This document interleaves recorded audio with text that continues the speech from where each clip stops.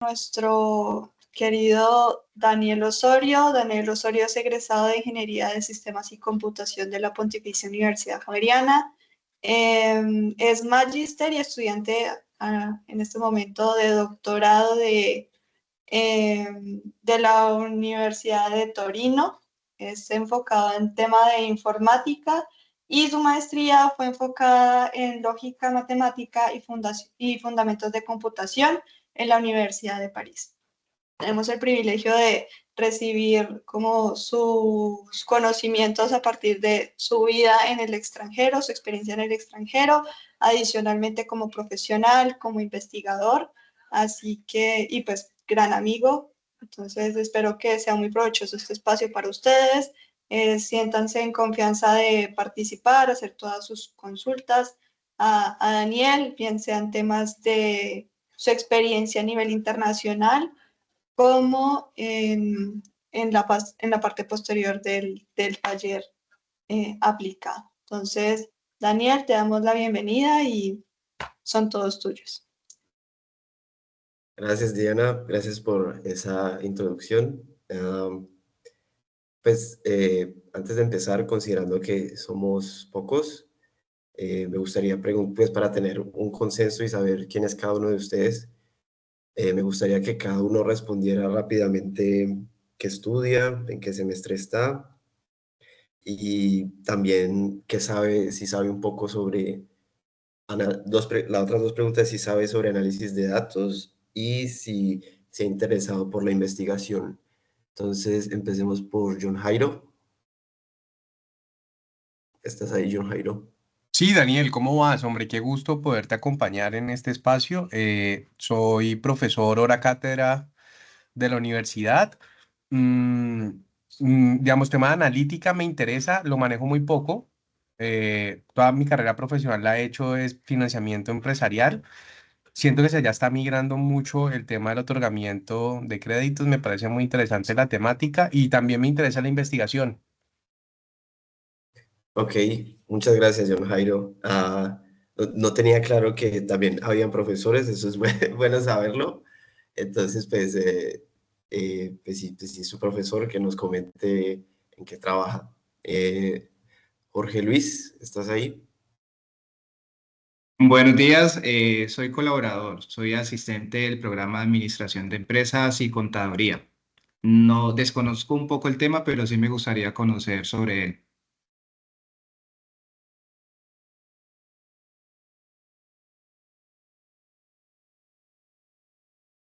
Se cortó.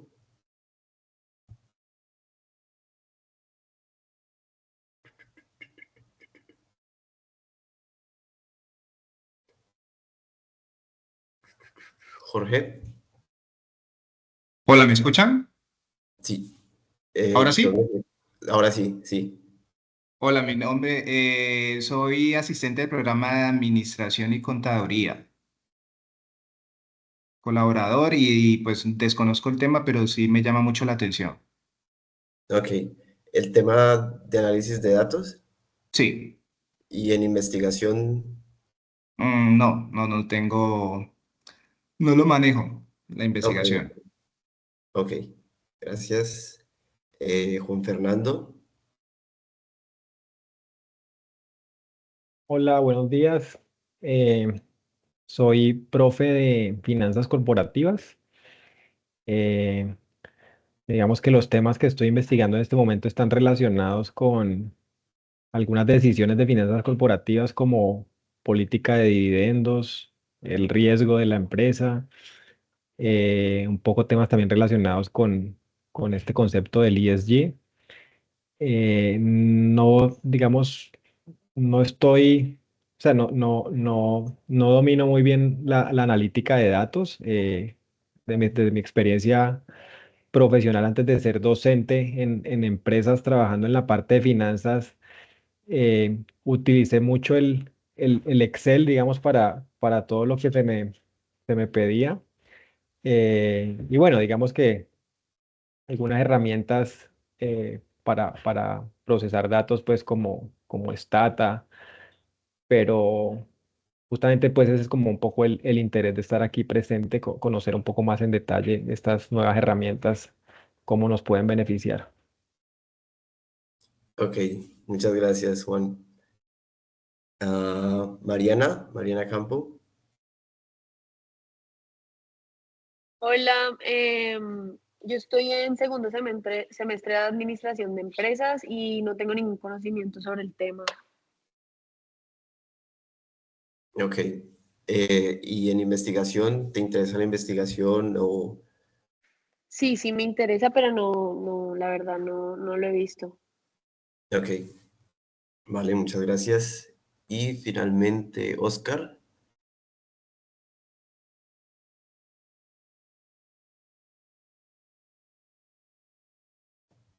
Oscar, ¿estás ahí? Ok.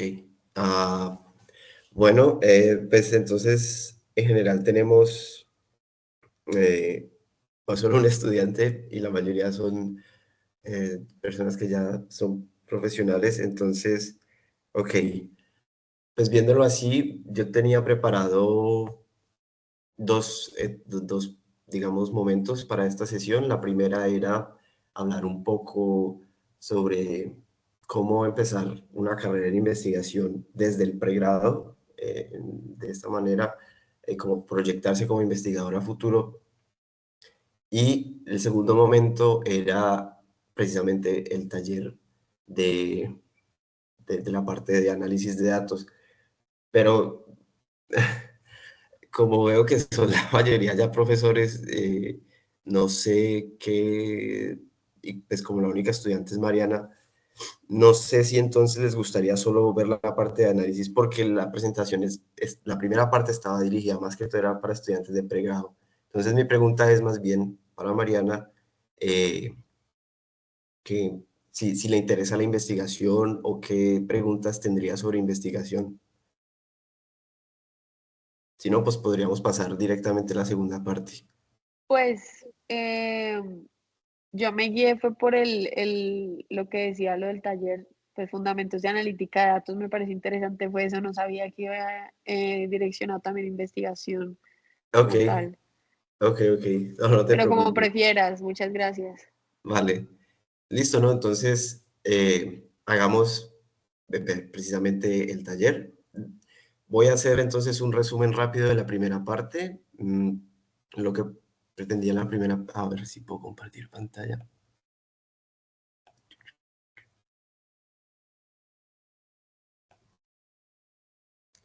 A ver, ok, ahí pueden ver mi pantalla.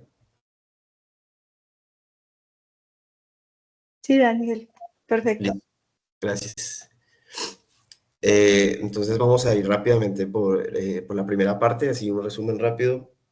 Lo que pretendía en esta parte era como darles a entender principalmente pues como qué es la investigación, y la idea principalmente era como definir la investigación no tanto como una profesión en tal, sino como una actividad humana que es universal en el sentido de que tiene tres elementos esenciales, que es un problema, una pregunta. Después, a partir de este problema, lo que se hace es un proceso sistemático donde tratamos de resolver o responder esta pregunta, y a partir de este proceso llegamos a una respuesta o una resolución. Parte de esto es precisamente un proceso que hacemos en el día a día. Por ejemplo, si yo quiero comprar un tiquete de vuelo y quiero definir un destino de vacaciones, pues yo lo que hago es precisamente una investigación, aunque sea un ejemplo muy cotidiano y muy sencillo. Esto también cuenta como parte de lo que podríamos identificar como algo de una actividad de investigación. Entonces, la reflexión de esto es precisamente que muchas veces asociamos la investigación como con personas que normalmente se han dedicado mucho tiempo y que tienen, digamos, se ven reflejadas como precisamente por ¿cómo decirlo? Como eruditos en este sentido, pero no necesariamente es esta visión siempre, sino siempre lo que lo que se busca es precisamente donde hay un problema y donde hay un motor, algo que impulse la solución de ese problema, ahí va a haber investigación. Entonces, esa era una de las reflexiones. La segunda reflexión que les quería presentar era precisamente como cuál era el motor que mueve la investigación, y de lo que pude identificar, o lo que puedo identificar que es el motor o la base de lo que impulsa la investigación, es precisamente o una necesidad o en general la curiosidad. Entonces, necesidad precisamente puede ser un problema del mundo real, algo que afecte a una comunidad, algo que afecte a una población, o curiosidad, algo que es más o menos, no necesariamente busco las aplicaciones que podría tener la solución que brinda este problema, sino precisamente hay un deseo innato en mí que me impulsa a llegar a esta solución. Entonces, por ejemplo, alguien que estudia matemáticas, esta persona no necesariamente está buscando una solución para después, digamos, para estudiar algo del mundo real, sino que él se enfoca en algo en el mundo abstracto. Y esto no tiene ninguna aplicación, simplemente lo hace por curiosidad o por el deseo de conocer. Entonces, esa era la segunda reflexión. Y desde aquí en adelante, con estas dos reflexiones, lo que pretendía era mostrarles cómo son los pasos que uno puede seguir en la carrera de pregrado para poder, digamos, irse involucrando en investigación. El primer paso era precisamente, como el motor de la investigación es la curiosidad o una necesidad, identificar una necesidad era dentro de la carrera identificar qué era lo que me motivaba, qué es lo que me impulsa a seguir adelante. Entonces, precisamente encontrar esos temas, y a partir de esto, ya después de haber identificado, era buscar profesores, buscar semilleros de investigación que nos pudieran ayudar a encaminar este deseo de investigar, y precisamente que nos guiaran en cómo empezar este proceso. Ya después de esto,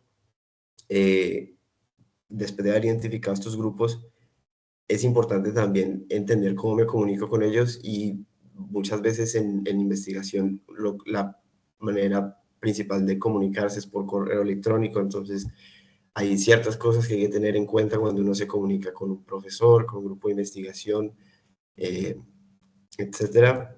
Y el cuarto punto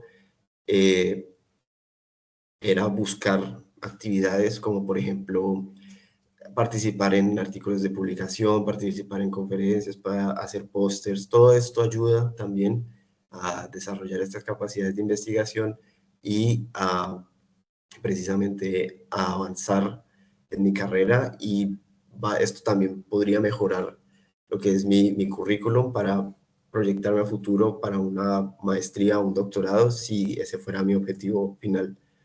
Y también a los últimos semestres de la carrera, algo que serviría es precisamente buscar prácticas de investigación, porque en la universidad a veces ofrecen prácticas laborales, las normales en empresa, o también en universidades, o también en una empresa, pero haciendo investigación con este enfoque. Entonces, esto también ayudaría precisamente a impulsar todo esto. Esto que les mostraba aquí era como un ejemplo de lo que había hecho yo, pero pues ya sabemos que esta parte era solo un resumen, entonces voy a saltar esto. Y entonces ahora sí, ya habiendo abordado la primera parte rápidamente, empecemos con el taller de análisis de datos. Bueno, no sé si tengan preguntas o aclaraciones, o tengan algo. Daniel, a mí me parece súper valiosa la experiencia que tú has hecho, todo, digamos, me parece muy chévere que este ha sido todo tu recorrido en la parte de investigación, como lo que te ha funcionado, la forma en que te has contactado también con profesores de otras universidades, de otros países. Me parece importante como resaltar bueno, que nos cuentes un poco de cómo hiciste para llegar a donde llegaste, a participar en universidades en Francia, en Italia. Digamos que en este momento probablemente no hayan conectados tantos estudiantes, sin embargo la idea es que esta grabación quede para ellos para posibles consultas. Entonces, también, digamos, hay profesores, por ejemplo, el profesor Juan Fernando Garrido, él está haciendo su doctorado, pero pues posteriormente que quieran hacerlo o darse la oportunidad de hacer una experiencia internacional, me parece importante como que nos cuentes cuáles fueron esos retos, cómo te ayudó este proceso de investigación a, a llegar a ese nivel. Ok, entonces hagamos esta parte rápidamente. Bueno, en temas de pregrado, pues al principio entonces presentémoslo aquí rápidamente. Bueno, cuando yo inicié el pregrado, principalmente yo tenía claro que quería hacer un doctorado futuro. Esa era mi meta principal en términos profesionales. Entonces, por ese motivo, pues, cuando yo empecé la carrera, yo sabía que ese era mi objetivo. Entonces, traté de hacer, bueno, esto es en general en la vida. Cuando uno tiene un objetivo a muy largo plazo, pues, la manera más sencilla que he encontrado de solucionar estos problemas es dividir y conquistar. Y a lo que me refiero con dividir y conquistar es precisamente cuando hay un problema que no tiene aparente solución o que es un problema muy grande. Digamos, precisamente pensarme en el 2018 cómo va a llegar un doctorado a futuro es un problema que no se puede solucionar rápidamente. Entonces, la idea es tomar este problema grande e irlo dividiendo en pequeñas porciones. Y pues eso también aplica para cualquier problema en la vida, honestamente. Si hay un problema que no tiene aparente solución, entonces dividir ese problema grande en problemas más pequeños y así encadenarlos poco a poco para después llegar a solucionar el problema grande. Es como mi filosofía para solucionar ese tipo de problemas. Entonces, desde el pregrado, yo inicié en el 2018 y me gradué en el 2020. Inicié en el 2018 2 y me gradué en el 2023 2. Entonces, los primeros casi 2 años de la carrera, lo primero fue precisamente lo que les comentaba, entender qué es lo que despierta mi curiosidad o de encontrar una pregunta que yo quisiera resolver o algo que me moviera a la acción. Y en ese tiempo lo que encontré fue precisamente la lógica matemática y sus aplicaciones en la computación, lo cual me permitió enfocarme, porque cuando tengo muchas opciones, pues es muy difícil escoger una ruta. Entonces, lo más sencillo es, de todas las opciones, entender cuáles son las que me gustan y empezar a escoger. Entonces, la lógica matemática era prácticamente lo que más me gustó de ese tiempo que llevaba en la carrera, por lo cual empecé a investigar por mi cuenta cuáles eran los profesores asociados que hacían este tipo de, los profesores que hacían este tipo de investigación en estos temas. Entonces, lo primero fue que yo me comuniqué con un profesor de planta de la universidad que se llama Camilo Rueda y él fue que me recomendó que hablara con otro profesor que se llama Carlos Solarte.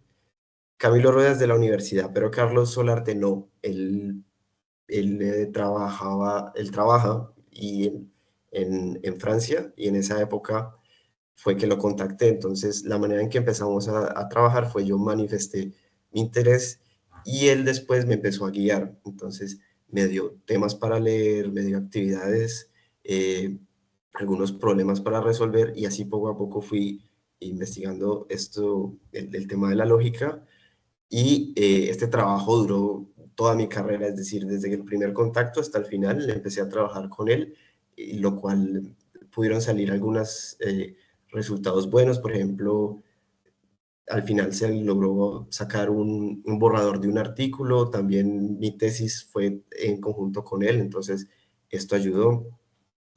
Ya después, él, con el trabajo que venía haciendo, él me ayudó a hacer una práctica de investigación él me ofreció hacer una práctica de investigación en Francia y a partir de esto viajé a Francia, trabajé con él en una universidad en París y esto, digamos que desde este punto, esto me ayudó mucho para proyectarme a futuro como un estudiante de doctorado internacional. ¿Por qué? Porque cuando uno sale al exterior se le abren muchas puertas en el sentido de que primero mejora el currículum de uno. Segundo, yo recomendaría que cualquier estudiante que quisiera tener una visión diferente o por lo menos entender otras cosas debería tener una experiencia internacional, no importa dónde, sino fuera de casa o fuera de una cultura distinta, porque esto no solo abre oportunidades profesionales, sino que también abre la mente en general. Y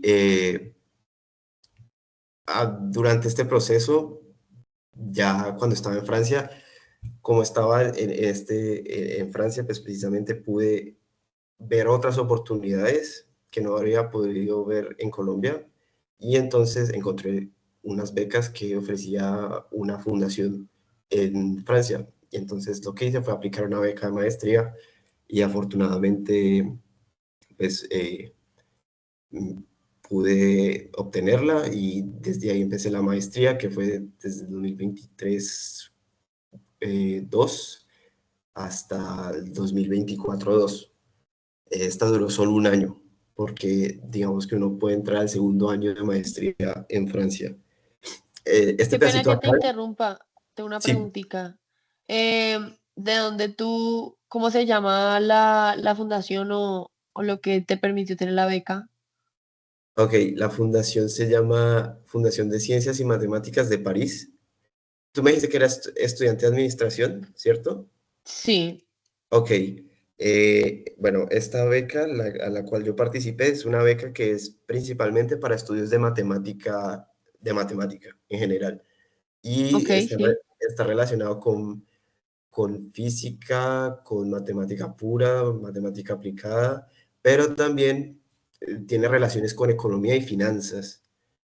Ok. Eh, bueno, en general, esto también le podría servir a alguno de los profesores. Esta fundación no solo ofrece becas para maestría, sino que también ofrece beca para doctorado y también becas para postdoctorado.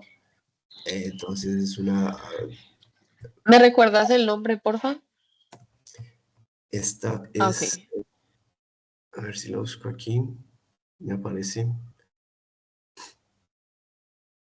Ok, no quiere aparecer.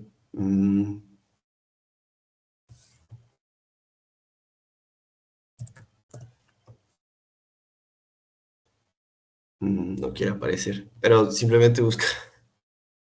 Acá está el chat. Busca así en internet y te va a aparecer FSMP. Es el nombre de la fundación y Listo, gracias. vale, con gusto. Entonces, ay, ay, ay. ¿Ustedes me escuchan? Porque parece que se estuviera desconectando. No, sí, sí, te Sí, escucho se Ok, te bien. escucha bien. a ver, que no quiere cargar. Bueno, mientras carga, sigo explicando. Entonces, pues sí, esta fundación ofrece esto y después de la maestría, antes de terminar la maestría, también estuve buscando aplicaciones de doctorado y afortunadamente apliqué a varios lugares. Eso también es otra cosa importante, si están buscando aplicar a becas o opciones de trabajo, cualquier cosa, es mucho mejor cuando uno tiene varias opciones en vez de solo una. Y en este caso me funcionó a mí porque precisamente apliqué como a 5 doctorados en Europa y solo quedé en uno, que fue en este. Entonces, es bueno siempre tener múltiples opciones en caso de que las otras no funcionen. Y en general, precisamente cómo se ve lo de dividir y conquistar en este caso, precisamente es ir trabajando de a poquitos. Entonces, si yo quiero buscar un doctorado, pues ¿qué tengo que hacer antes? Una maestría. Y si quiero llegar a una maestría en investigación, digamos, en matemáticas, ¿qué tengo que hacer? Bueno, pues primero tengo que tener un buen currículum. Si puedo tener publicaciones antes de terminar el pregrado sería bueno, pero no es mandatorio. Si tengo experiencia de investigación, esto ayudaría más. Entonces, es como antes de llegar a algo, de aplicar a algo, a un trabajo, a una beca, lo que sea, lo que diría es precisamente entender qué es lo que buscan pues, precisamente en los candidatos y a partir de esto trabajar en volverme el mejor candidato posible. Entonces, esta es como la idea general. Y bueno, esto era todo. No sé si hay Otra preguntas. preguntita. Sí, dime. Ya que pues la universidad de la maestría y esa maestría, ¿tú la viste en francés o la viste en inglés? Supongo que en En francés, inglés. ¿verdad? ¿En En inglés? inglés, Ok, sí. listo. Esa es maestría, Gracias. la vi en inglés, sí. Pues, en teoría la maestría era, es en francés, pero a veces hay muchos estudiantes internacionales, entonces hay unos cursos que algunos profesores, depende, era como que habían profesores que dictaban algunos cursos en francés y otros que si algunos pedían dictaban en español. Pero tú sabías francés. No, no, no, no, no sabía Ah, bueno, francés. entonces sí es posible. No, no, no, no sabía francés, no. Pero, bueno, pues en esa época sí tenía exámenes que certificaban mi inglés. Entonces yo había presentado el TOEFL, por ejemplo, para esa época y estaba vigente. Entonces eso me ayudó. Yo creo que eso fue lo que me ayudó porque si no hubiera tenido la certificación, creo que hubiera sido más complicado. Pero bueno, otra pregunta. Ok, entonces ahora sí pasemos al taller de análisis de datos. Voy a cerrar esto acá. Ustedes pueden ver ahí mi pantalla otra vez. Sí, Danielito, perfecto. Listo, gracias. Bueno, antes de empezar, este taller que preparé hoy es basado en un curso que yo tomé en pregrado de Inteligencia Artificial y Machine Learning, dictado por el profesor Omar Castaño. Entonces es basado en su material, pero claramente está adaptado para dar una explicación general de todos los temas y abarcar como todo el proceso general que se hace cuando se está tratando de analizar datos y generar un modelo que probablemente haga predicciones a futuro. Lo que vamos a hacer hoy es, bueno, antes de empezar, no sé si alguno de los que están presentes tengan familiaridad con Python o con programación en general. No sé si pueden alzar la mano, así no tienen que hablar, simplemente veo en la pantalla quiénes alzan la mano o reaccionar con algo. Ok, bueno, viendo que nadie ha reaccionado, supongo que... Uy, yo sí, pero Ok, mi papá, a ver, Vicente, adelante.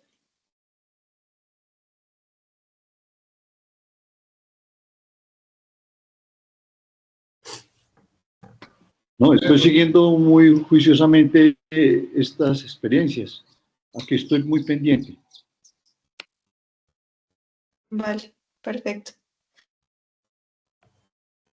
ok. Listo, entonces, asumiendo esto, entonces voy a asumir que no tienen experiencia en programación y entonces lo que les voy a tratar de hacerlo más sencillo de explicar. Bueno, el objetivo de esta parte, ok. Hoy vamos a trabajar en Google Colab. No sé si lo conozcan, es una herramienta que nos permite juntar código con lenguaje de marcado como Markdown, pero la idea general es poder implementar código y documentar al tiempo, entonces explicar el código con texto. Entonces, por ejemplo, esto lo que me permite es hacer descripciones así, como la ven en pantalla y todo. Bueno, no sé por qué no quiere conectar. Para compartirles el link. No, me parece que no estoy conectado. Porque la idea es que ustedes ejecuten el código mientras vamos trabajando. Entonces, esto lo pueden abrir ustedes en su computador, pero mi internet parece que está fallando. Diana, ¿te parece si me desconecto un segundo y me vuelvo a conectar? Dale, no hay problema. Inténtalo a ver.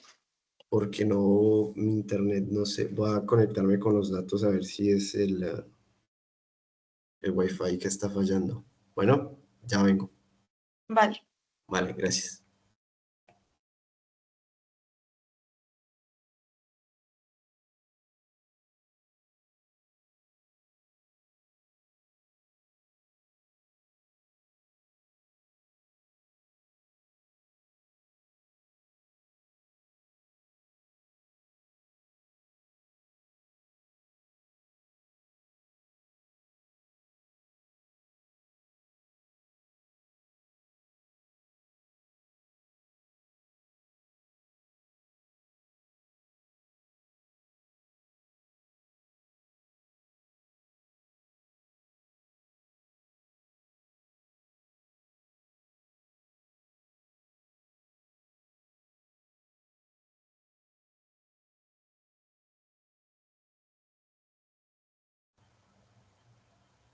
Ok. ¿Ahí me pueden escuchar? Sí, perfecto. Ok, listo. Entonces,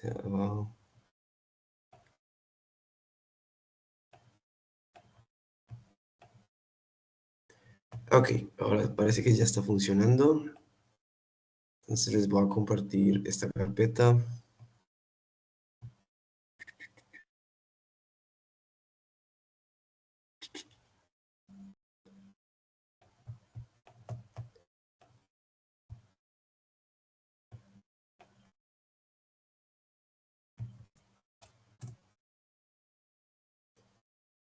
¿Me pueden confirmar si pueden abrir el link y los redirige a la carpeta?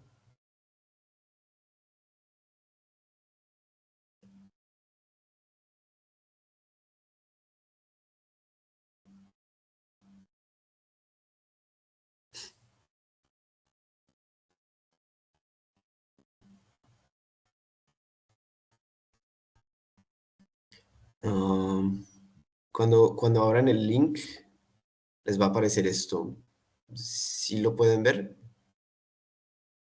Deben Sí. aparecer. Ok, gracias. Entonces, van a abrir, por favor, el que se llama lab.ipynb. Y es cuando lo abran, precisamente lo que les va a aparecer es esto, la ventana de Google Colab. Y van a poder ver pues todo lo que está acá. Listo. Ok, entonces asumiendo que ya todos abrieron, primero empecemos con una introducción. Pues inicialmente, ¿qué son los datos? Bueno, no sé si alguien nos quiera comentar qué piensa de qué son los datos y para qué los recolectamos sin leer claramente lo que está aquí o si tiene otra perspectiva distinta que nos podría decir.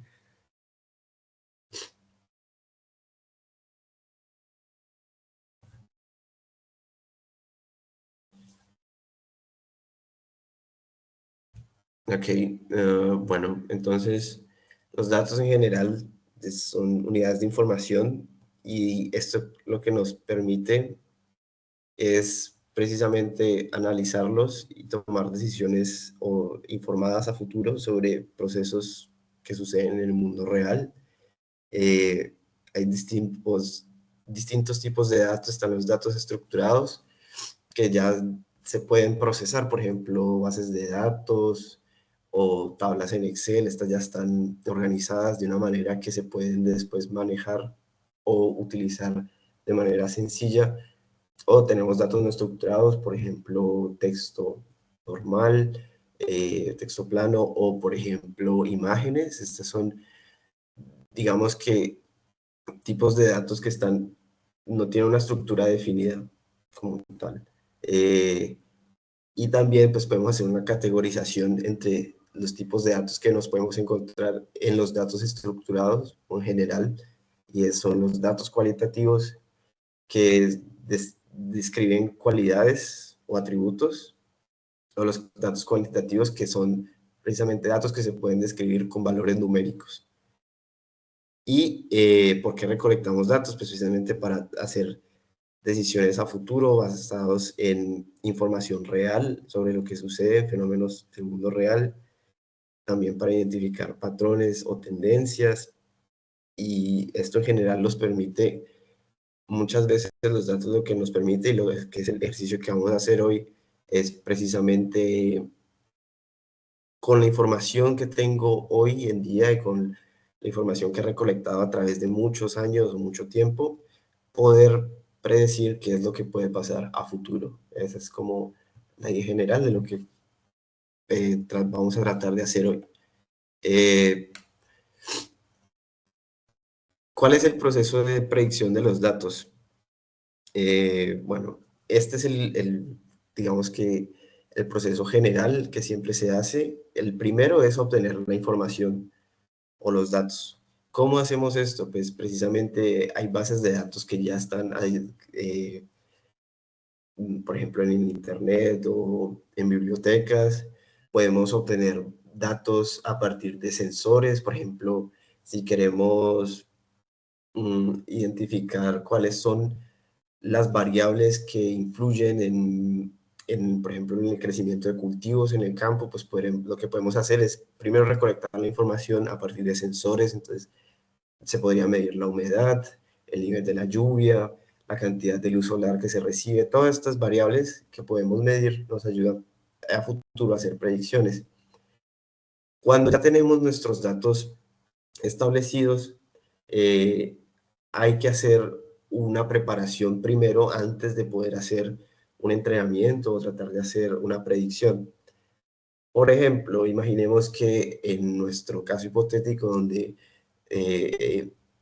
y pusimos algunos sensores en el campo para medir algunas variables, alguno de los sensores se dañó. Lo que va a pasar es que, como esto es un registro que pasa a través del tiempo, muchos de las mediciones que hizo en el tiempo que estuvo dañado no van a estar procesadas, digamos, en la base de datos, van a aparecer como valores nulos o no van a aparecer en general. Entonces, puede ser muchas veces que nuestra base de datos contiene información, pero esta información no está bien, no está lista para ser procesada. Otro ejemplo puede ser que hicimos una encuesta para recolectar datos, no sé, una encuesta demográfica de la población, y muchos de los participantes no llenaron alguno de los campos, o muchos de los participantes colocaron valores incorrectos en los campos. O hay participantes que no tomaron seria la encuesta y colocaron valores. Por ejemplo, se asumía que el valor de X respuesta tenía que estar entre 0 y 5, y alguna persona colocó un valor de 1000. Entonces, todos estos valores pues, van a influenciar en la predicción o en el entrenamiento de algún modelo si no los consideramos en la parte de la preparación de los datos. Por eso es importante hacer este proceso. Ya en la tercera parte, que es el entrenamiento de los modelos, aquí lo que buscamos es precisamente, lo primero es identificar qué es lo que queremos analizar o la pregunta que queremos resolver.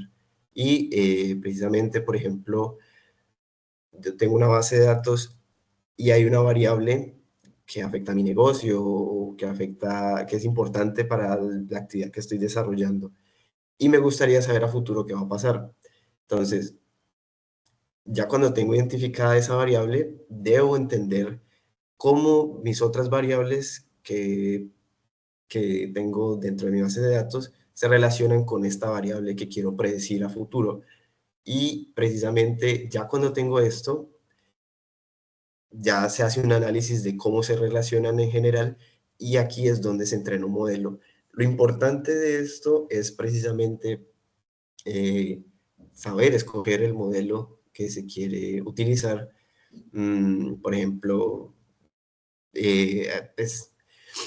digamos que hay muchos métodos, entonces pues, hay regresiones logísticas, hay árboles de decisión, también depende si son, mi variable es categórica o es numérica, pues puede tener distintos modelos.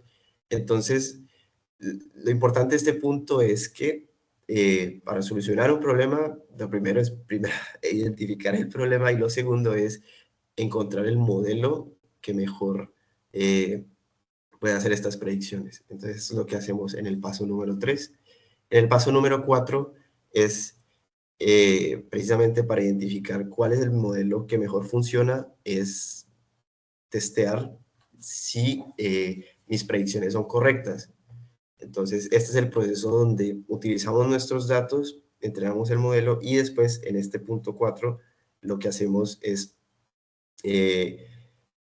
con las predicciones que ya hizo nuestro modelo entrenado, lo que hacemos es precisamente compararlas con otras mediciones que tengamos sobre el mismo fenómeno o en nuestra base de datos y ver qué tanto qué tan bien hizo las predicciones. Y para esto lo que usamos son métricas. Esto lo vamos a ver después.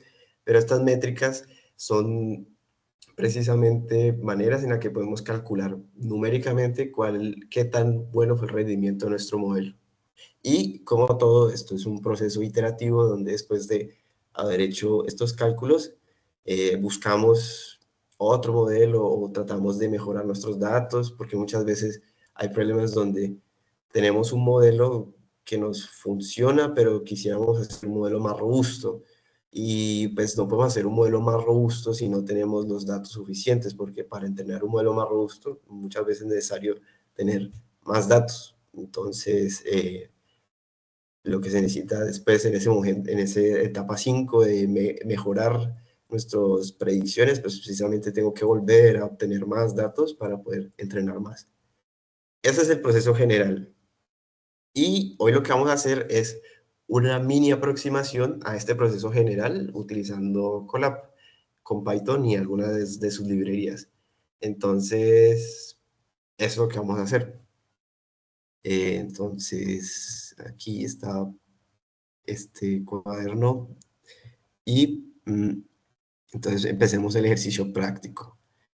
Bueno, vamos hoy a trabajar sobre una base de datos. Si se van a la carpeta que les mostré aquí, que les compartí, hay un archivo que se llama Corrupted Full Consumption, que es básicamente una tabla donde tenemos varias informaciones. Entonces, si le dan clic derecho en el archivo y le dan a abrir con Google Sheets, ahí les va a aparecer la tabla como si fuera un Excel. La extensión de este archivo es .csv, no es la extensión normal de Excel, pero si ustedes quisieran abrir esta tabla en Excel, lo pueden hacer. Incluso cuando ustedes estén en Excel, si tienen una base de datos en Excel y quisieran importarla al formato CSV, lo pueden hacer sin problema. Entonces, para que también sepan que funciona con Excel. ¿Y qué tenemos aquí? Entonces tenemos una base de datos que habla sobre la cantidad de qué tanto consume gasolina algunos modelos de carros. Entonces, la primera columna es el año, la segunda es la marca, la tercera es modelo, la clase de vehículo, si es un SUV, es un compacto, un minivan, todas estas. el tamaño del motor, la cantidad de cilindros, qué tipo de transmisión tiene, el tipo de gasolina que consume. Estos acá son precisamente la cantidad de gasolina que consume. Esta es la cantidad de gasolina que consume en la ciudad. Esta de aquí es la cantidad de gasolina que consume, no tengo claro en qué, pero es otra cantidad de gasolina que consume en otro lado, supongo. Y esta es la cantidad combinada de estas dos. Esta tampoco tengo clara, pero bueno, lo importante es que estas cuatro nos hablan del consumo de gasolina de cada uno de los modelos. Y al final tenemos las emisiones de dióxido de carbono. Todas estas son valores numéricos. Hay algunas que son variables categóricas, como el tipo de gasolina o la transmisión. Bueno, entonces aquí, para la primera parte, vamos a hacer la exploración de los datos. Lo primero, como ya muchos me comentaron que no están familiarizados con la programación, es, ok, hoy probablemente no van a aprender a programar y probablemente no van a entender muchos de los comandos que están aquí, pero no hay problema. La idea general es que se lleven una idea de lo que se puede hacer utilizando Python, porque Python pues, es un lenguaje de programación y nos permite precisamente integrarnos con muchas otras librerías que ya están desarrolladas para este lenguaje. Y esa es la idea, precisamente que se lleven una idea general. Entonces, esta primera, bueno, les explico. Cada una de estas celdas en Google Colab están divididas. Entonces, hay unas celdas que son para texto, y si yo le doy, por ejemplo, clic acá, este texto que me aparece aquí está en un lenguaje, digamos que como se llaman lenguajes de marcado, que es como una manera de escribir texto con comandos. Entonces, por ejemplo, estos dos asteriscos es para decirle que sea un título y que coloque todo lo que está debajo dentro como encapsulado en esta celda que está acá. Pero en general es solo para decir que esto es texto. Es decir, estas celdas son solo para texto. Y hay celdas que son para código. Entonces, por ejemplo, esta celda que está acá es una celda que es para poner código. Entonces, ya teniendo esto claro, lo primero que vamos a hacer es importar todas las librerías que vamos a necesitar. Esto no tienen que entenderlo ahora porque cada librería tiene su función, pero hagan de cuenta que lo que estamos haciendo es, hay personas que ya han construido otro software que nos van a ayudar en este caso y no tenemos que programarlo nosotros mismos. Entonces lo que estamos haciendo es utilizando lo que ya otras personas han hecho y precisamente utilizarlo para este ejercicio. Entonces, ¿cómo ejecutamos en Google Colab las celdas de código? Simplemente aquí se van a la izquierda y le doy clic. Entonces, cuando yo doy clic aquí, él ya ejecutó esta celda. Entonces, en este caso, ya la celda ejecutada lo que tiene aquí es precisamente que ya importé todas estas librerías. Bueno, ya que tenemos las librerías, ahora podemos utilizar nuestro dataset. El dataset es precisamente esta tablita de Excel que está acá, con todos estos datos, pero para que lo podamos manejar en Python, lo que vamos a utilizar es una librería que se llama Pandas, que es esta que está acá. Y aquí cuando dice Pandas as PD, lo que quiere decir es que cada vez que nos vamos a referir a Pandas, en vez de escribir Pandas, vamos a escribir solo PD. Y dime. ¿Puedes ampliar un poquito en la letra? Okay. En la cosita de Google, por fin. Es que, no sé, mi computador como que es más chiquito, entonces no alcanzo a ver. Okay, ahí está bien, perfecto, gracias. Listo. Bueno, entonces aquí, en esta parte de aquí, cuando decimos dataset igual, dataset es una variable. en programación una variable lo que quiere decir es que voy a colocarle un nombre a algo. Entonces, cada vez que yo escriba dataset, de ahora en adelante, me estoy refiriendo a la base de datos. Eso es lo que estoy haciendo en esta línea que está aquí. Y entonces, no se preocupen por este que está acá, es simplemente el link, con un link a la base de datos, que la publiqué en otro lado. Pero aquí lo que estamos haciendo es leer la base de datos y cuando hacemos esto, lo que hace Python es, o Pandas, es guardarlo como un data frame. Entonces, un data frame es una estructura específica que se utiliza precisamente para hacer todo este tipo de análisis. Entonces, bueno, lo que ya sabemos es que dataset es la variable que contiene el data frame o nuestra base de datos, esta tabla que está acá. Eso es lo que nos referimos cuando cada vez escribimos dataset. Ahora, ¿qué podemos hacer? Entonces, voy a ejecutar esta que está acá. Ya, como la ejecuté, entonces dataset se refiere a mi base de datos y podemos ver cómo se ve dentro del Colab. Entonces, cuando yo hago dataset.get, lo que estoy pidiendo aquí es que me muestre las primeras 5 filas de la tabla. Entonces, aquí ya podemos ver que en la misma tabla está el modelo, la marca, perdón, el año, la marca, el modelo, están todas las columnas que requeríamos y eso es, si quieren pueden pedir más filas, entonces escriben dataset 10 y aquí les va a mostrar las primeras 10 filas. Eso es sencillamente lo que estamos haciendo aquí. Ya que tenemos esto listo, también podemos, bueno, entonces estamos en la exploración de los datos. Entonces ya tenemos la base de datos lista y ahora queremos ver cómo está, cómo se comporta esta base de datos, qué es la información que tiene en general. Pues una cosa que es bueno saber primero es qué tantos datos tenemos. Entonces, si ustedes hacen dataset.shape y den clic en correr, lo que va a pasar es que les va a retornar las dimensiones de nuestra base de datos. Entonces, esto quiere decir que hay 1067 filas y hay 13 columnas.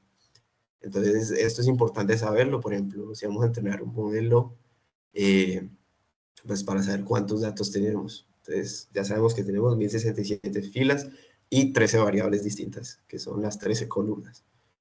Y cómo podemos identificar variables categóricas y numéricas. Entonces, si hacemos dataset.dtypes, lo que aquí nos muestra es, por cada una de las columnas, nos muestra el valor. Entonces, cuando dice entero int 64, quiere decir que es un entero, un valor numérico entero. Y cuando dice float 64, quiere decir que es un valor decimal. Esa es la diferencia. Los que dicen object son precisamente cuando no son valores numéricos, entonces pueden ser cadenas u otras cosas. Cuando me refiero a cadenas es texto, puede ser algo escrito. Entonces, aquí ¿qué es lo que nos dice esto? Pues el modelo, el modelo, aquí, el año, perdón, es un entero. Es decir, es un número entero. Si no recuerdo mal, era la marca es una variable categórica, el modelo es una variable categórica, la clase del vehículo es categórica, pero por ejemplo el tamaño del motor es numérica. Entonces, precisamente con esto podemos identificar las variables, el tipo de variables que tenemos. Y algo que nos va a servir es diferenciarlas. Entonces, diferenciar las variables categóricas de las variables numéricas. Entonces aquí, ¿qué estoy diciendo en estas dos líneas? En esta línea lo que estoy diciendo es, estoy creando una variable que contiene una lista de nombres. Entonces aquí lo que estoy diciendo es, mis variables categóricas, cada vez que yo coloque de ahora en adelante raya al piso bar, me refiero a las variables categóricas, que son esta lista pues, que son las columnas. los nombres de las columnas. Y cada vez que me refiero a las variables numéricas, voy a utilizar este nombre que está acá. Eso es lo que estoy diciendo en esta fila, en esta celda que está acá. Entonces, ya en esta celda, cuando la ejecuto, él guarda la información y ya sabe que cada vez que me refiera a esto es la variable categórica o la variable numérica. Y ya sabiendo esto, entonces, ¿qué podemos hacer? Bueno, estamos explorando los datos, entonces podríamos empezar a ver cada variable. Podemos hacer histogramas, por ejemplo, muy fácilmente con esta librería. Esta función lo que está haciendo aquí es precisamente graficar. Entonces, si yo la ejecuto, lo que me genera son el histograma de las emisiones de dióxido de carbono. Y aquí yo puedo ver cuánto es por cada una. Entonces, él lo hace por intervalos, porque esto, si no estoy mal, es una variable numérica, sí, es una variable numérica. Entonces, esta, por ejemplo, los que están entre 380 y 389 son 25. Normal, es un histograma normal. Y aquí estoy haciendo el histograma de una variable categórica. Entonces, aquí podemos ver las variables, los valores que puede obtener la columna transmisión son estos que están aquí. Entonces, por ejemplo, la transmisión que es de tipo A6 tiene 222 y la transmisión que es de tipo AS7 es de 76. Entonces, es bueno utilizar estas librerías precisamente que están acá para poder graficar. Entonces, ¿cómo se utiliza? Simplemente esta función que está aquí es algo que ya está programado.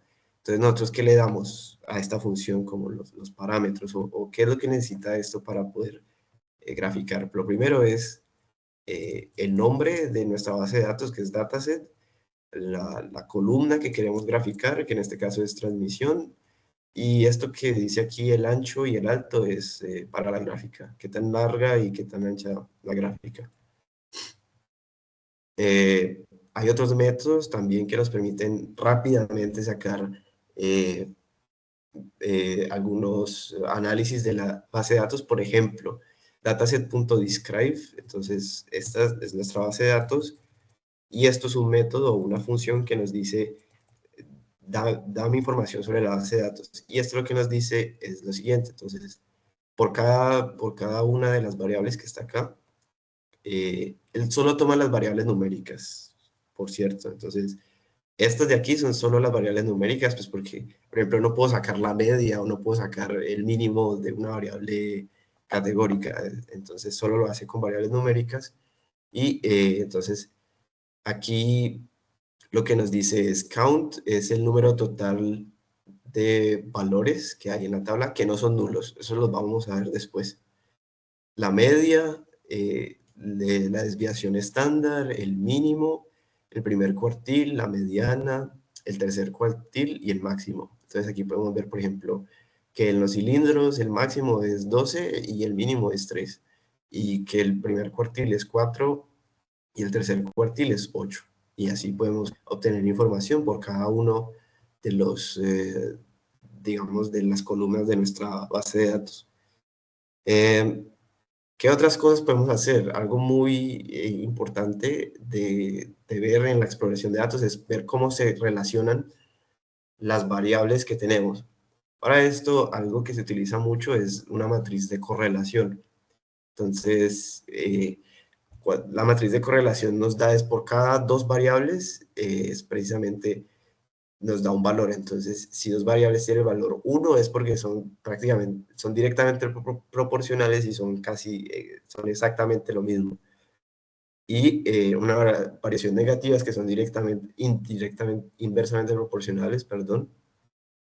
Y ambas, cuando una aumenta, la otra disminuye en una proporción exacta. Entonces, ¿cómo hacemos esto? Hay una función, entonces, aquí lo que estoy diciendo es nuestro dataset. Yo solo quiero del dataset las variables numéricas, entonces por eso coloco numbar. Ya sabemos que es la lista de variables numéricas. Y hay una función que ya está hecha, que viene de nuestras librerías, que se llama core, y esto lo que hace es calcula la matriz de correlación, entonces lo hace todo por debajo, y ya después de que tenemos nuestra matriz de correlación, la podemos graficar. Entonces, estas dos líneas que están aquí nos permiten precisamente graficar. Entonces, cuando uno clica aquí, aquí está, a ver, un poquito más atrás, nuestra matriz de correlación. Entonces, por ejemplo, como pueden ver, la diagonal de esta matriz de correlación son unos porque es la misma variable, entonces estoy comparando la misma variable, entonces claramente debería ser 1 y podemos identificar algunas variables que están relacionadas. Entonces, esto sirve precisamente para ver si hay algunas relaciones lineales entre nuestras variables. Y, por ejemplo, aquí lo que vamos a hacer adelante es, basándonos en esta matriz de correlación, digamos que quisiéramos calcular a futuro cuáles son las emisiones de dióxido de carbono.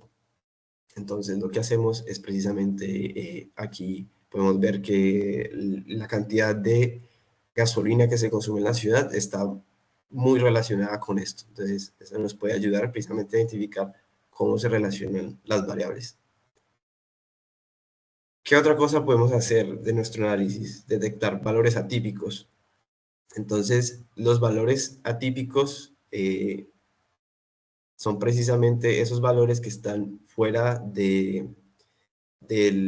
digamos que del primer y el tercer índice del primer y el tercer cuartil, más o menos un valor que llamamos índice intercuartil que se calcula precisamente restando el tercer cuartil con el segundo cuartil. Con el primer cuartil, perdón. Entonces, esto normalmente lo vemos en un diagrama de caja y bigotes, que es lo que voy a mostrar acá. Entonces, vamos a ver, por ejemplo, aquí lo que estoy diciendo es, voy a hacer la gráfica de solo una variable, y esa variable es emisiones de dióxido de carbono.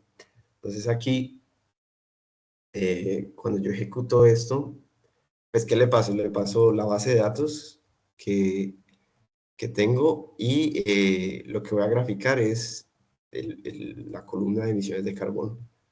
Y aquí, como se ve, ahí está la gráfica con la gráfica de caja y bigotes.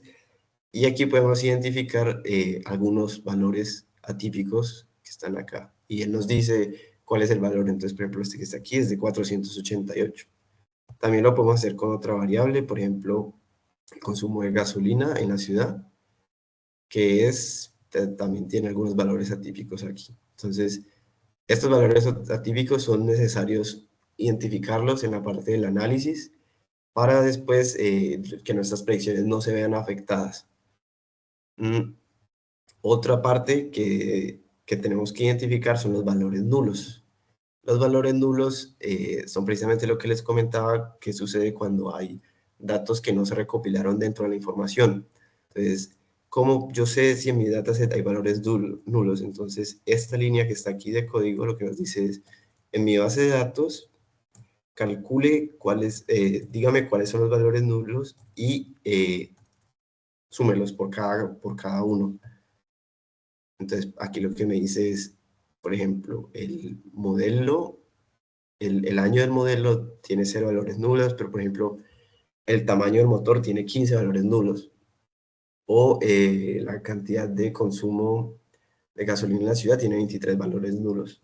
También esto lo podemos ver como un porcentaje. Entonces, simplemente utilizamos lo mismo, es aquí la función, y aquí cuando digo dataset .shape 0 es la cantidad de filas. Entonces, esto de aquí es la cantidad de filas que tengo. Y entonces aquí lo que estoy diciendo es, por cada uno de los valores nulos, divídalo por la cantidad de filas, por 100, que es el porcentaje. Y entonces aquí sabemos que el 2% de estos datos son valores nulos y el 1.4% son valores nulos de esta columna. Ok, entonces ya con eso hemos como identificado algunas características de nuestra base de datos en general. ¿Preguntas hasta el momento? ¿O todo va bien?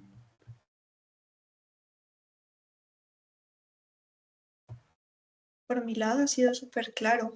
Buenísimo, buenísimo, el paso a paso. Ok. Ok. Pues si todo está claro, sigamos por acá con el procesamiento de los datos.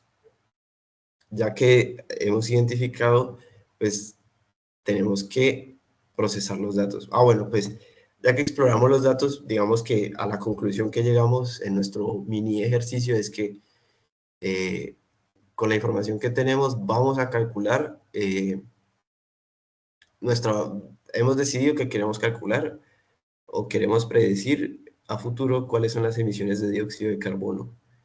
Entonces, muy probablemente lo que vamos a hacer es algo muy sencillo, que es una regresión lineal, porque esta variable de aquí, que es el consumo de gasolina en la ciudad, está linealmente relacionada con las emisiones. Una regresión lineal lo que quiere decir es que tenemos un conjunto, bueno, eso lo vamos a ver después, en el paso 4, entonces esperemos hasta ahí para ver en detalle qué me refiero con una regresión lineal.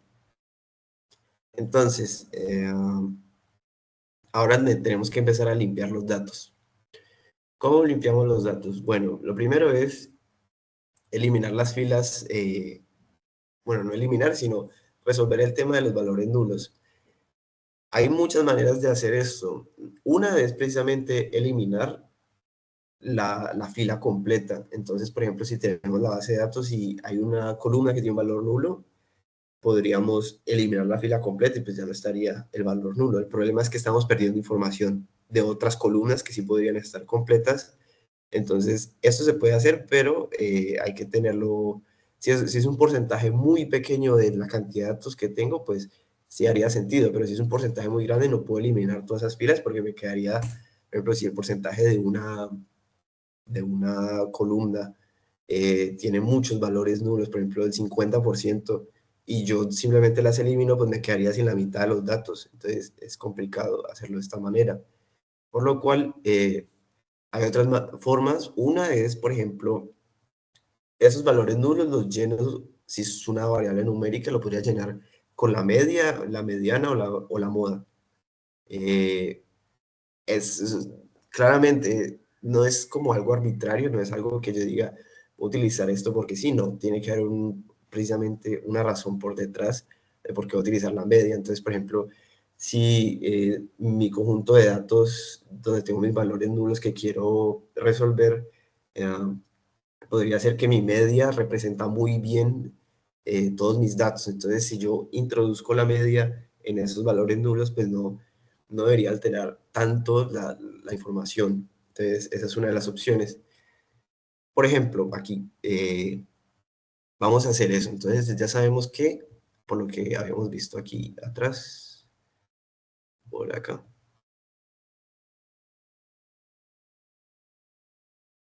Las columnas que tienen valores nulos es el tamaño del motor y la cantidad de gasolina que consume en la ciudad. Entonces, voy a cerrar esto aquí. ¿Cómo eliminamos los valores nulos del tamaño del motor si queremos utilizar la media? Entonces, esta línea que está aquí, lo que nos está diciendo es precisamente que el dataset ahora en la columna que es del tamaño del motor, lo que vamos a hacer es utilizar el mismo dataset, pero reemplazando cada uno de los valores que son nulos con la media de la columna, que es la columna del tamaño del motor. Entonces, si yo ejecuto esto, es lo que hace y lo guarda ahí. Ahora, en la cantidad en el consumo de gasolina en la ciudad, lo que va a hacer es directamente eliminarlos, porque era un porcentaje muy bajo en este ejemplo, digamos. Y entonces, lo que hacemos es simplemente decir que el dataset nuevo va a ser precisamente el dataset Y esta función que hace aquí es precisamente elimina las filas donde los valores nulos estén en la cantidad de gasolina que consume la ciudad. Entonces, esa es la idea general. Y si yo ejecuto otra vez esto para ver, ya ven que no tengo valores nulos. El porcentaje de valores nulos es 0 para cada una de las variables. Listo, ya solucionamos valores nulos. ¿Qué otra cosa tenemos que hacer para procesar los datos o limpiarlos? Trabajar con los datos atípicos. ¿Por qué? Porque si yo tengo un dato atípico, por ejemplo aquí, volviendo al ejemplo del sensor de temperatura, si yo tengo un dato atípico que me registra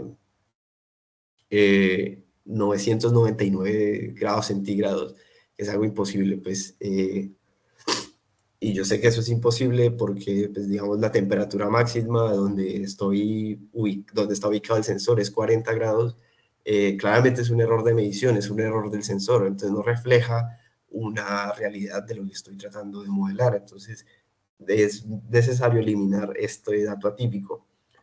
¿Qué es lo que vamos a hacer nosotros? Lo que vamos a hacer nosotros es eliminar los datos atípicos que están 1.5, están precisamente aquí. Si me vuelvo acá. Vamos a eliminar estos datos, los que están afuera de los bigotes, prácticamente. ¿Cómo lo hacemos? A ver si esto acá. La manera en que lo hacemos es precisamente, pues primero tenemos que calcular el rango intercuartil y calculamos la cota superior e inferior. Esto aquí es el cálculo del rango intercuartil. Esto que está aquí es el cálculo de la cota superior e inferior. Y entonces lo que le estoy diciendo en esta función es calcular los índices. Entonces aquí lo que estoy haciendo es, en el dataset voy a sacar los índices que precisamente están fuera de estas cotas, de la superior y la inferior. Y esto lo que me va a dar son unos índices, y estos índices los voy a guardar. Entonces los voy a guardar en esta variable que dice aquí.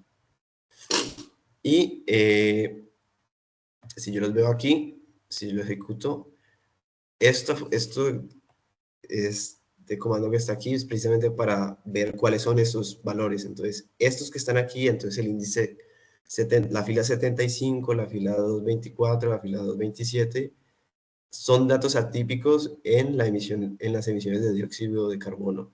Esa es la idea general.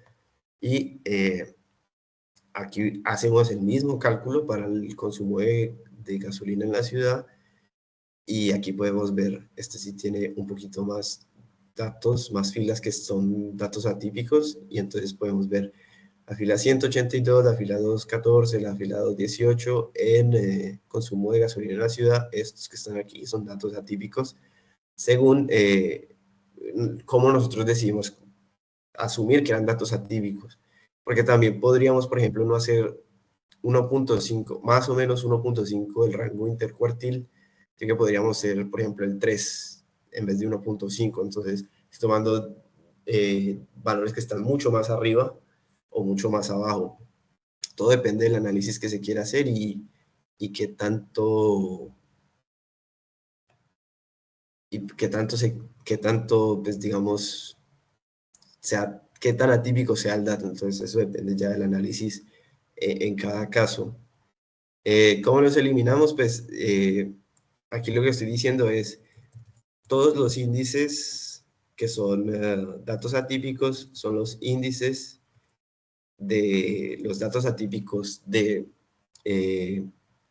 precisamente de esta fila que era la cantidad de consumo de gasolina en la ciudad y los otros índices que son la cantidad de emisiones de carbono. Entonces vamos a eliminar esos datos atípicos, lo cual se hace con este comando. Entonces dataset drop, que dice que vamos a eliminar estos datos y aquí le paso los índices que voy a eliminar. Entonces cuando ejecuto esto, él los elimina y si yo vuelvo a hacer el diagrama, pues por ejemplo, en las emisiones de CO2, ya hay menos datos atípicos. Aquí hay uno, supongo que está dentro del rango. Supongo que este bigote de aquí no está exactamente en más 1.5 del rango intercuartil, entonces por eso aparece. Y aquí hay otros dos, pero pues claramente son menos de los datos que habíamos considerado antes. Entonces ya habiendo eliminado datos atípicos, por lo que es importante porque precisamente esto puede afectar cómo manejamos los datos. Esta parte pues, la llamamos la limpieza de los datos y después está la transformación. Cuando vamos a hacer la transformación, lo que estamos buscando es precisamente ajustar nuestros datos para que se vean, para que nuestros modelos que vamos a implementar a futuro funcionen mejor. Claramente la transformación de los datos depende mucho del modelo que vamos a elegir, entonces todo esto es muy relativo, eso es un análisis que se tiene que considerar, pero pues en este ejemplo sencillo nosotros vamos a decir que vamos a hacer algún escalamiento de datos y vamos a hacer, bueno, ya les voy a mostrar qué vamos a hacer. Entonces, aquí, bueno, lo primero que vamos a hacer es algo muy importante cuando estamos haciendo análisis de datos es si vamos a entrenar un modelo, pues la cantidad de datos que tenemos es una cantidad finita.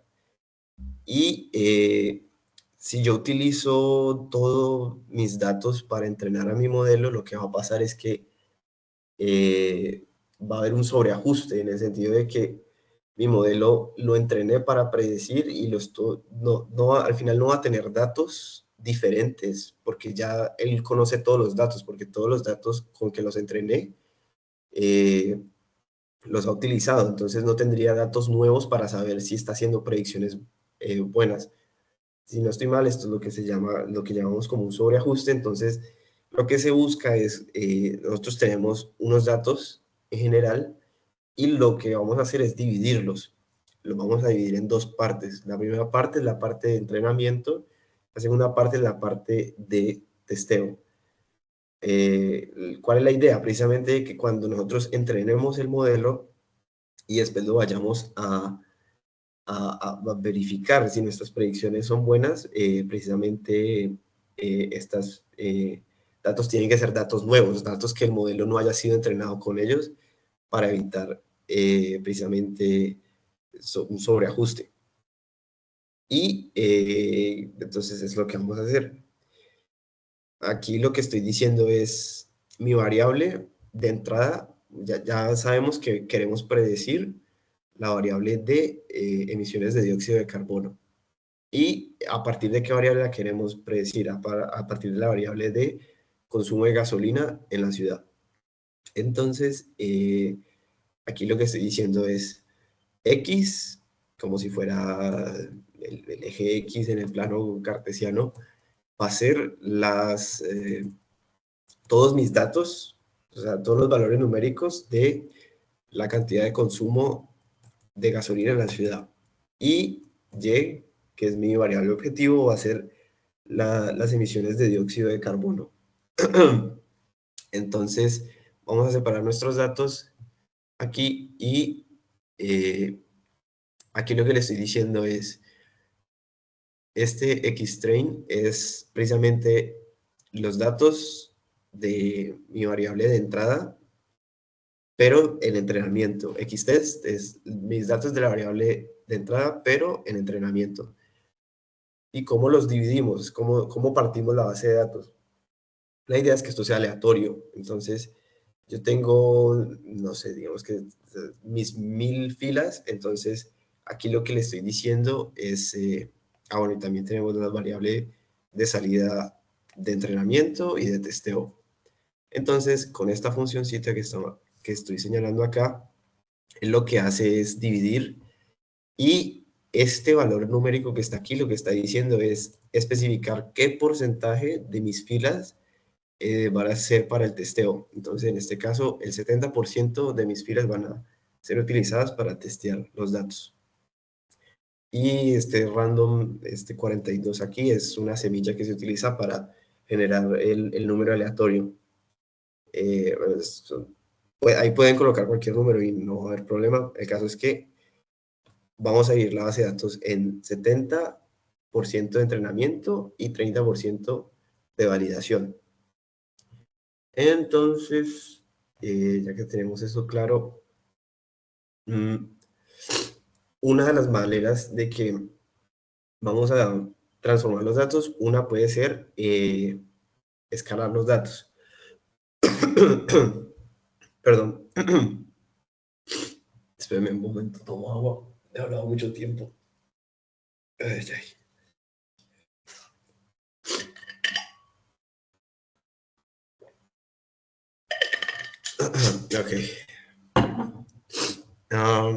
Ok, entonces vamos a escalar los datos. ¿Cuál es el objetivo? Bueno, en este caso, que vamos a hacer una regresión, no es necesario escalar los datos.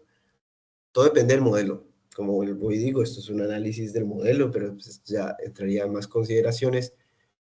Pero en este caso les va a mostrar cómo se haría en un escenario hipotético, pero en nuestro caso no es necesario. ¿Cómo escalamos las variables? Bueno, ¿por qué es necesario primero escalar las variables? Pues precisamente porque supongamos que yo tengo una variable que mide la cantidad de años, que dice cuántos años tiene una persona. Entonces, pues normalmente esta variable podría estar entre 0 y, no sé, 120 o 140 máximo. Pero hay otra variable que me dice cuánto dinero ha ganado en toda la vida. Entonces, pues esta variable probablemente va a estar en millones y pues esto lo que va a hacer es que la escala de las variables que tengo es muy distinta. Entonces, esto me va a generar problemas porque pues una variable más grande va a, digamos que, jalar a la otra o precisamente puede también ralentizar el proceso de entrenamiento en algunos modelos. Entonces, ¿cuál es una manera muy fácil de escalar? Pues precisamente yo tomo el máximo y el mínimo de una variable y lo que hago es, el máximo vendría siendo el 1 y el mínimo vendría siendo el 0 y entonces entre esos valores las variables del medio pues, estarían en un rango entre 0 y 1 que precisamente es eso. Entonces mi variable escalada pues, es precisamente el valor de mi variable menos el mínimo sobre la diferencia que hay entre el máximo y el mínimo en mi columna. Entonces, ¿cómo hacemos eso? Pues no hay necesidad de escribir la fórmula matemática, hay librerías que ya tienen esto. Entonces, aquí lo que estamos diciendo es, vamos a escalar los datos y esto que está aquí es una función que recibe mis datos de entrenamiento. Y esta de aquí, bueno, esta recibe mis datos en general. Entonces aquí vamos a hacer un escalamiento de los datos de testeo y de validación. Entonces cuando yo ejecuto esto, ya sé que los datos escalados están guardados en estas dos variables, tanto para entrenamiento y para testeo. Y si yo hago el histograma nuevamente, este es el histograma del consumo de gasolina en la ciudad. El consumo de gasolina en la ciudad pues, es un valor que va, como ven, está aquí más o menos entre 4 hasta 23. Entonces, no está claramente entre 0 y 1, pero cuando ya está escalado, como ustedes ven, es la misma gráfica porque son los mismos datos, solo que ahora están escalados entre 0 y 1. Entonces, el mínimo es 0 y el máximo es 1. Esa es una forma de transformar los datos que tenemos en nuestra base de datos. ¿Cuál es otra manera? Pues cuando yo tengo una variable categórica, entonces si devolvamos un momento aquí, ya sabíamos que esta es, por ejemplo, esta es una variable categórica, esta es una variable categórica, esta es categórica, esta es categórica. Estas variables categóricas yo no las puedo utilizar así como así para hacer un modelo de predicción. ¿Por qué? Pues porque nuestros modelos de predicción utilizan valores numéricos. Entonces, una manera de, la idea de la codificación de variables categóricas es precisamente que yo pueda convertir estos valores como de texto a números. En general, esa es la idea. ¿Y cómo hacemos esto? Aquí, en la transformación, hay dos maneras. Una es precisamente label encoding, que es, yo tengo una columna, por ejemplo, que es educación. Entonces está educación secundaria, educación primaria, maestría, pregrado, etc. Y lo que hago es simplemente a cada uno de esos valores le asigno un número. Entonces, por ejemplo, a educación secundaria le asigno un 2. Entonces, cada vez que haya educación secundaria, en vez de aparecer la cadena de texto educación secundaria, aparecería un 2. Y así con las demás variables. Esa es la manera de hacer label encoding. Y one hot encoding lo que hacemos es, yo puedo tener, por ejemplo, mi columna género. Entonces está masculino y femenino. ¿Qué pasa aquí? Yo podría sencillamente, pues por cada fila de mi base de datos, yo sé que en la columna género pues voy a tener masculino y femenino, pero también lo que puedo hacer es precisamente para que aparezca como un valor numérico y no como una cadena de texto, lo que hago es añado dos columnas distintas, una que sea para una categoría masculino y otra que sea para una categoría femenino, y dependiendo si es masculino o femenino, coloco 1 o 0, o también puede ser un valor como verdadero o falso. Esa es la idea, precisamente. Entonces vamos a hacer eso con las variables categóricas que tenemos. No necesitamos implementar nada, eso ya está hecho en las librerías. Entonces, por ejemplo, aquí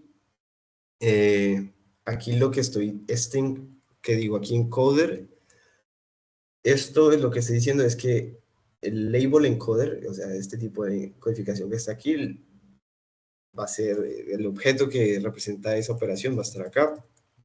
Y lo que vamos a hacer es transformar la base de datos donde está la columna del tipo de combustible, la vamos a transformar con el encoder. Entonces, cuando ejecutamos esto, él ya hace la operación y después yo puedo ver en el encoder las clases.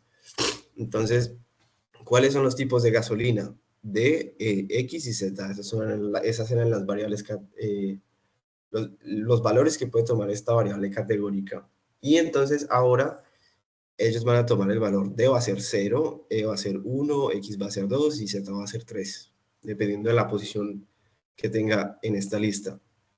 Entonces, si yo vuelvo y miro mi dataset, vamos a ver aquí que yo tengo mi columna, el tipo de combustible, que en este caso, pues los primeros tienen Z, Z, Z, pero yo aquí creé otra columna. Y en esta columna ya va a estar el valor que es 3, que es el asociado con el número, con la letra Z. Y si yo imprimo la columna, pues en la columna está entonces la posición 0, la fila 0 tiene tipo 3 de combustible, la 4 también tiene el 3 y así sucesivamente. Y por ejemplo, la última tiene el tipo 2 de combustible y así. Es como se codifica de esta manera la variable categórica. Y para hacer el otro, el one hot encoding, con el mismo, con el tipo de combustible, entonces aquí, ¿qué es lo que hacemos? El encoder, vamos a crear otro encoder y este encoder llamamos esta función que está en una librería que está implementada en Python y hacemos lo mismo. Codificamos con este encoder la información de la variable y cuando volvemos a ver nuestra tabla, lo que hacemos es precisamente ver aquí.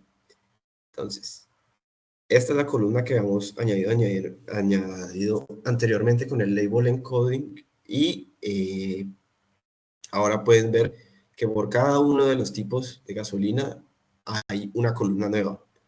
Entonces está la gasolina tipo D, la gasolina tipo E, la gasolina X y la gasolina Z. Y estas que están aquí en las primeras 5 filas tienen gasolina tipo Z. Entonces por eso aparecen todas en verdadero.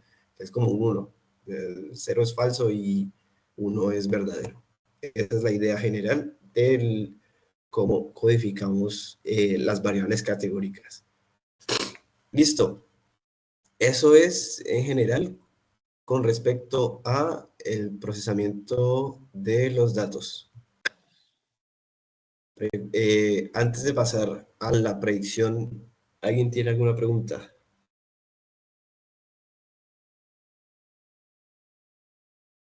No, gracias. Ok. Bueno, entonces ya después de que hemos procesado nuestros datos, ya tenemos la certeza de que ahora sí podemos buscar un modelo que ajuste o que haga predicciones de la variable objetivo, que en este caso es la cantidad de emisiones de dióxido de carbono. Aquí lo que estoy haciendo es una gráfica. Entonces yo digo X, que va a ser como la variable del eje X en el plano cartesiano, y Y, que va a ser la variable del eje Y en el plano cartesiano. X va a ser la cantidad de consumo de gasolina en la ciudad y Y va a ser la cantidad de emisiones de dióxido de carbono.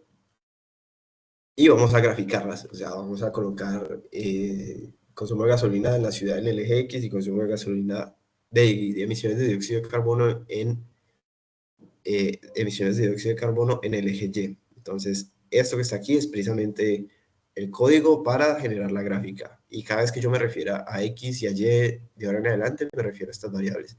Esto ya lo habíamos hecho arriba, pero lo puse aquí otra vez como para recordar. Si yo miro cómo se relacionan, entonces pues, puedes ver claramente que es una relación lineal, aunque, pues, por ejemplo, en esta línea, esto aquí es prácticamente una relación lineal, pero hay otros datos dentro de este diagrama que no están en una línea recta. Entonces, aquí, pues, especialmente cuando uno está haciendo el análisis, uno entra a considerar, bueno, es una regresión lineal. Lo mejor que puedo hacer, podría buscar otro modelo que aproxime mejor los datos. Entonces, esto también es parte del análisis que se debe hacer durante estos procesos, pues, de análisis de datos y para después hacer predicciones. Bueno, entonces lo que vamos a hacer es hacer una regresión lineal. Los modelos ya están todos implementados en estas librerías. Lo único que hay que hacer es pasarle los parámetros, lo que necesitamos. Entonces, este comando que está aquí estamos creando, de cierta manera, el modelo de regresión lineal. Entonces, el modelo de regresión lineal, ¿qué es lo que al final guarda? Pues al final guarda precisamente los parámetros de esa línea recta que va a dibujar. Entonces, ¿cómo entrenamos? Pues lo que hacemos es le pasamos nuestros datos de entrenamiento. Aquí lo que estamos diciendo es, tenemos el modelo de regresión lineal y vamos a ajustar a los datos. Entonces, están los datos de entrenamiento de la cantidad de consumo de gasolina y los datos de entrenamiento de la cantidad de consumo de las emisiones de dióxido de carbono. Entonces, esto que está acá, con esta línea, vamos, él lo hace internamente, no necesitamos especificar nada porque ya está todo implementado. Y él hace el ajuste entre estas dos variables.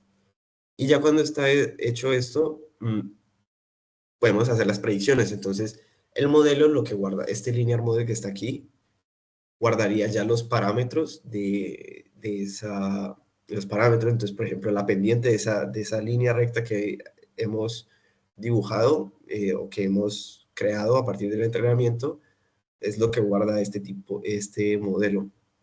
Y entonces, ¿cómo hacemos las predicciones?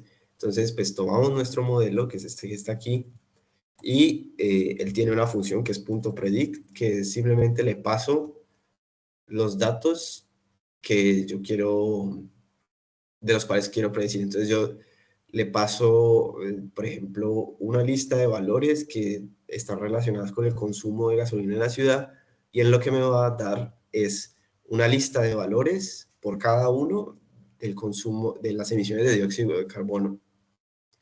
Y esas predicciones yo las guardo en una listica que yo llamo JPred, que son las predicciones. Entonces, cada vez que me refiero a esto son, bueno, si ejecuto esto aquí, puede ver, es una lista donde están las predicciones por cada valorcito. Entonces, esta es la primera predicción, la segunda predicción, y así hasta llegar al final.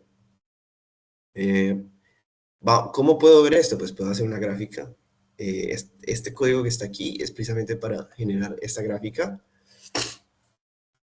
Y como ven, esta fue la predicción que hizo nuestro modelo al entrenar, que se ajusta claramente a estos datos que está acá de alguna manera, pero pues alguien podría argumentar y estaría en lo correcto, decir que esto no es un modelo muy bueno, porque pues, hay unos ciertos datos que están acá abajo que no son, que no están siendo modelados. Entonces es necesario también aquí, por ejemplo, en lo que les comentaba, ese proceso iterativo, entonces vendríamos a analizar qué otros modelos pueden servirnos para precisamente corregir este error y poder predecir estos datos. Pero pues yo no puedo decir solo basándome en una gráfica si el modelo hizo bien las predicciones o no. Sobre todo porque aquí hay un problema, y es que, bueno, no es un problema, sino que es que como este ejercicio es tan sencillo, yo lo puedo graficar porque estoy prediciendo una variable con solo una variable. Entonces lo puedo ver como en dos, digamos que mis predicciones las puedo graficar en dos dimensiones, ¿cierto? Pero si ya, por ejemplo, yo quisiera predecir las emisiones de dióxido de carbono con la cantidad de consumo de gasolina en la ciudad, más el tamaño del motor, más el modelo del carro, más, si yo considero más variables, ya no podría graficar esto, pues porque estarían, no sé, 6, 7, 8, n dimensiones. Entonces ya no puedo verlo gráficamente sí, no lo puedo graficar porque pues, son muchas dimensiones. Entonces, lo que podemos hacer es obtener unas métricas que nos determinen qué tan buenas son las predicciones de nuestro modelo, que es lo que vamos a hacer ahorita, que es el cálculo de los errores. Entonces, para determinar qué tan bueno es nuestro modelo, hay unas métricas que se utilizan. Entonces, hay muchas métricas, y dependiendo si es un problema de categorización o si es un problema, si no es de categorización, sino que es predecir una variable numérica, pues hay métricas distintas. En este caso, como estamos tratando de predecir una variable numérica, vamos a utilizar dos métricas que son bastante conocidas. Una es el valor absoluto medio, el error del valor absoluto medio, que es precisamente lo que está acá. Yo lo que hago es, tengo cada uno de los puntos de emisión de carbono, emisión de dióxido de carbono, que son reales, o están en bueno, que estos deberían ser los datos que están en la parte de validación, perdón. Entonces, esta es mi lista de valores en la parte de validación, y yo lo que voy a hacer es compararlo con cada una de las predicciones que dio mi modelo. Claramente mi modelo nunca ha visto estos datos porque yo no lo entrené con ellos. Entonces, estos son datos nuevos para mi modelo, y yo esperaría que como son datos nuevos, si es un buen modelo, debería tener un buen valor, debería predecirlos bien. Entonces, esta métrica que está aquí, lo que hacemos es calcular la media del error. Entonces calculamos la diferencia entre mi predicción de, de dióxido de carbono con el valor real, y esa diferencia la calculamos con el valor absoluto, pues claramente para que sea el valor positivo, y lo dividimos por la cantidad de datos que hay. Entonces eso nos da una medida general. Entonces eso nos va a dar un valor que puede variar, digamos, el rango que puede tomar ese valor puede variar dependiendo de los rangos de valores que tome la variable que estoy tratando de calcular. Entonces, aquí, ¿cómo lo calculo? Pues, primero, pues, le digo al modelo que prediga sobre X-test, que son nuestros datos de testeo. Y lo guardo en una variable que son predicciones. Y aquí en estas librerías en Python ya está implementado como este cálculo que está acá, no es necesario hacerlo manualmente. Entonces aquí lo que estoy diciendo es que me calcule este error. Entonces cuando yo lo hago, me dice que es 14.45. ¿Y yo cómo interpreto esto? Pues precisamente tengo que ver, a ver si nos devolvemos acá la exploración de los datos, emisiones, acá. Las emisiones de dióxido de carbono, pues son valores que van, por ejemplo, el mínimo es 100 más o menos, y el máximo está por acá como en 480. Entonces, esta métrica lo que nos está diciendo es que nuestra predicción podría estar más o menos errada por 14. No estoy seguro cuáles sea, pues claramente estas emisiones están calculadas en, no sé, en alguna, no sé si sean, no sé si esto se calculará con unidades de volumen o de peso, o no tengo claro, pero lo que quiere decir esta métrica es que este modelo podría estar errándose entre más o menos 14 de esta unidad, que no tengo claro cuál unidad sea, pero esa es como la interpretación de esta métrica. Realmente, pues esta métrica hay que interpretarla, pero hay otras que son más fáciles, que digamos que ya vienen, se puede interpretar de manera más rápida, y una de esas es el R2, que el R2 precisamente nos permite, por cada una de esas predicciones, lo que hacemos es calcular el valor del error, y esto nos va a dar un valor entre 0 y 1. Entonces, también nos puede dar un valor negativo. Entonces, si el R2 me da un valor entre 1, es porque mi modelo explica al 100% todos los datos. Si el modelo me da un valor de 0, es porque no explica, es decir, no explica no explica muy bien, pero es aún mejor que la media. Cuando digo aún mejor que la media, es como si yo fuera a predecir mis datos, y asumo un modelo que siempre me da la media. Entonces yo le doy un valor de aquí. Ups, aquí no. Pero cierro esto. Si yo le doy un valor aquí de consumo de gasolina, y él siempre me da la media de las emisiones de dióxido de carbono, es un modelo que es un poco mejor que esto, pero es muy malo, si es un valor cercano a 0. Y si es un valor negativo, es que es un modelo muy malo, y es mejor, o sea, me da mejores resultados utilizar la media para calcular las emisiones de dióxido de carbono. Entonces, esta es la idea general de esta métrica. Y entonces, ¿cómo la calculamos? Pues sencillamente le pasamos los datos de testeo, los datos, las predicciones que hizo el modelo, y ya hay una función implementada que está aquí para hacer el cálculo, y pues en este caso nos dice que el valor de esta métrica es 0.8. Es relativamente bueno, pero podría ser mucho mejor. Y pues ya concluido eso, pues volviendo aquí, pues ya hemos terminado nuestro análisis general de los datos, y ¿qué sigue? Pues precisamente probar más modelos y mejorar la predicción de nuestros datos. Y esa es en general la forma como funciona como el proceso de predicción. ¿Qué puede cambiar? Al final del día lo que cambia es precisamente los modelos, cómo manejamos los datos, porque hay muchas maneras de preparar los datos. Esto es lo que hicimos hoy es muy básico, muy sencillo. Hay muchas cosas más complicadas que se pueden hacer y nos permite hacer cosas, hacer mejores predicciones. Entonces, pero en general el proceso como tal es el mismo siempre. Es el que está aquí en la imagen. Y pues bueno, eso era todo. No sé si tengan preguntas.